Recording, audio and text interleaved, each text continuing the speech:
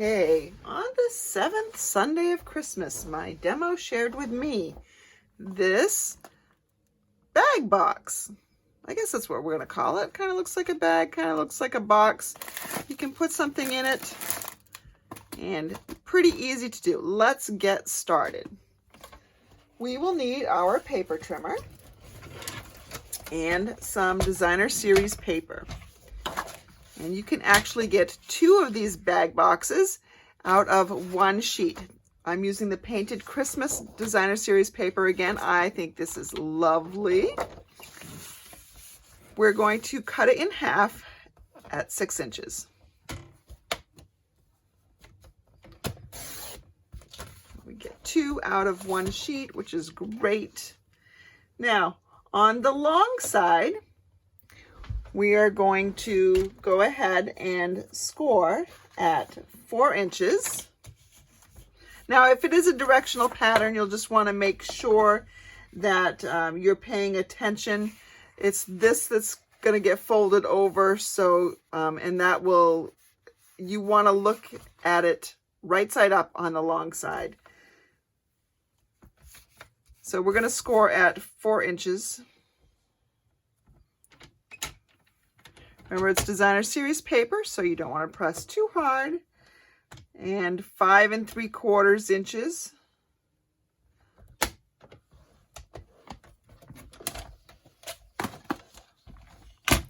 Nine 3/4 inches. And 11 1/2. This box measures 4 feet. 4 feet. It measures 4 inches this way and 1 3/4 inches deep, and it is about a little under 4 inches tall, in case you were wondering. So we scored at 4 inches, 5 3/4, 9 3/4, and 11 1/2. Now on the short side, we are going to score at 1 inch. From one end. We're going to then rotate it 180 degrees, and we're going to score it at 1 1/4 inches, or 4 3/4 if you're measuring from over here. Now this last one, this was 1 1/4 inches. This was 1 inch. We want to pay attention to the 1 1/4 inches side. That's the one we are actually going to be using to form the bottom of our box. I'm going to go ahead and burnish on all these score lines. Now the tough part here will be deciding which side I want out. And I think, let's play around here. I think I want, ooh, that is so tough. I think I want this to be on my top. All right.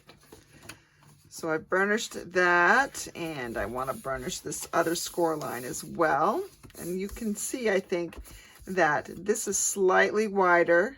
So that's the bottom. This is narrower. That's the top. There. Does that look better? Top, bottom. I need to score on all these little ones in here.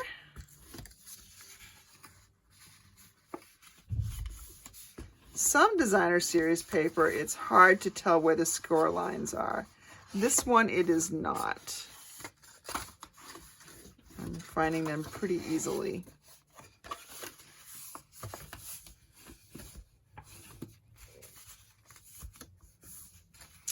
And I think, is there one more? Nope, that's it, I think. That is it. So again, this is the wider side. That's the bottom. We're going to trim this piece off right here.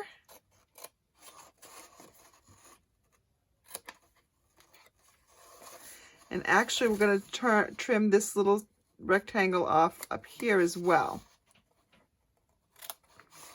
So this is a tab that helps form our box. I'm going to miter both of those. Just helps make it a little bit neater. The bottom of the box, I'm going to use the long ones. I'm not going to miter those, but I'm going to cut up to this first score line here.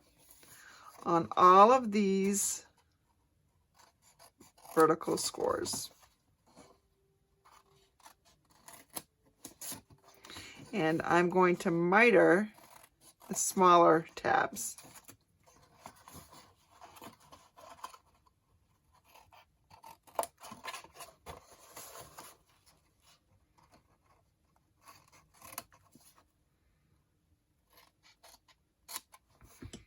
There, all cut.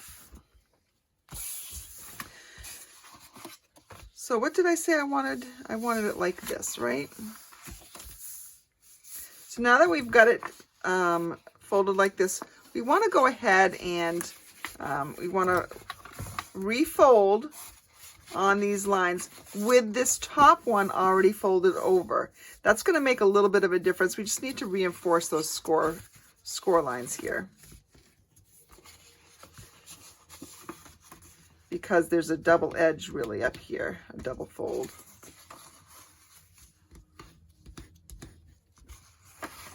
And there we go. So to put this together, we're going to apply some adhesive along this edge. And let me find my tear and tape.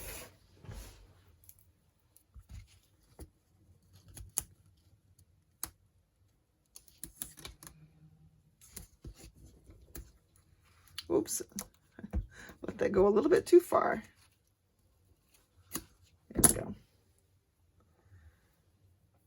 And when I release the backing, where's my take your pick tool? Let me get this baby out. Get the right end out. And we can pull it up. There we go. And this fold right here is going to fold over. And if I just fold on that, it folds right over. Makes a nice edge. Okay. Now with this piece up, so you can already see your box coming together, everything stays down at the top except for these little pieces. So if you want, you can go ahead and just use a little glue. I could have used some tear and tape as well. I'm just going to use a little bit of green glue up here to hold those two edges down. Doesn't need to be much. In fact, I could actually make this box with just nothing but green glue. So I'm going to fold these tabs in, and these ones come over the top. I want to make sure that, notice I didn't miter these, so I can definitely make sure that it's squared up. I'm going to put a little bit of it, green glue here. Again, I could be using tear and tape. I'm going to show you options here today. And then I'm going to put a little bit on the edge of this one and a little bit in towards the edge on that one. I'm going to fold it over, make sure it's nice and square. I'm going to actually help myself along here by putting it down on my table and pressing down. You can use a bone folder if you want to. There's our bag pretty much done.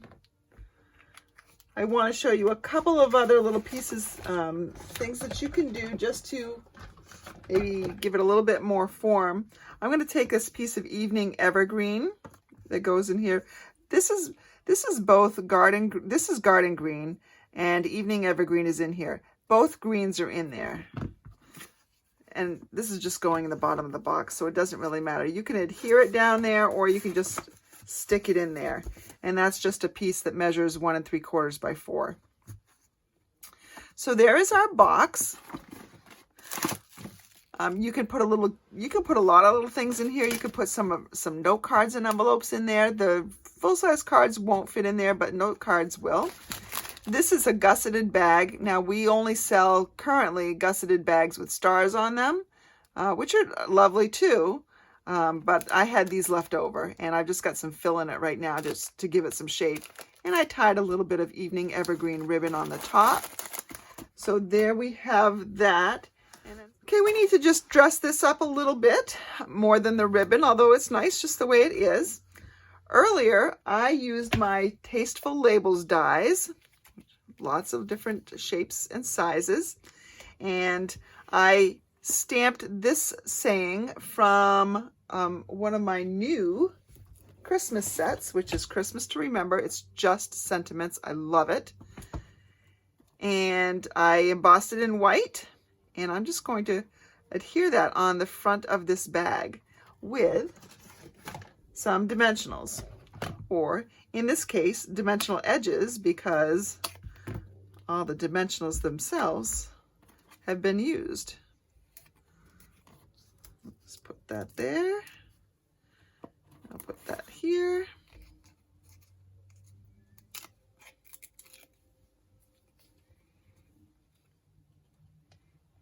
And there we go. Love and joy come to you, and may it last the whole year through. Quick and simple. And that is the 7th Sunday of Christmas. We'll see you next week.